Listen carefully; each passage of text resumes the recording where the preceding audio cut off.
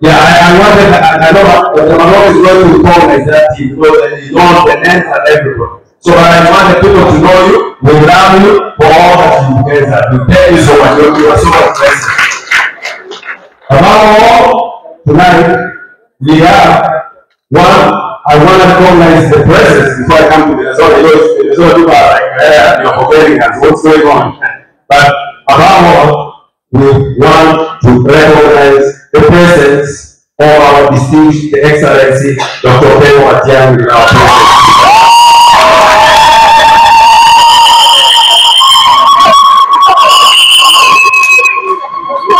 I am going also to recognize the presence of the MP from Kenya Power, who are like for this occasion. And his name is Anton Kibanet. Can you guys rise up? I'm human because sometimes I forget the mic. This thing we are teaching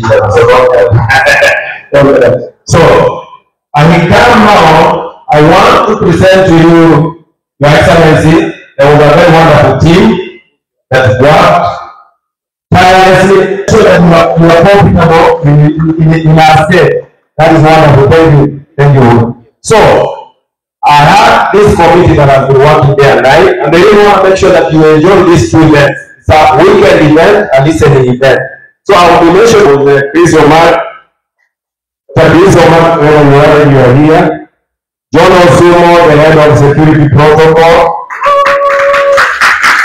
David Machoka, wherever you are, part of the security, Henry Mugire, you are here, the MC, our president, you are the president, wherever you are, as leader, wonderful people.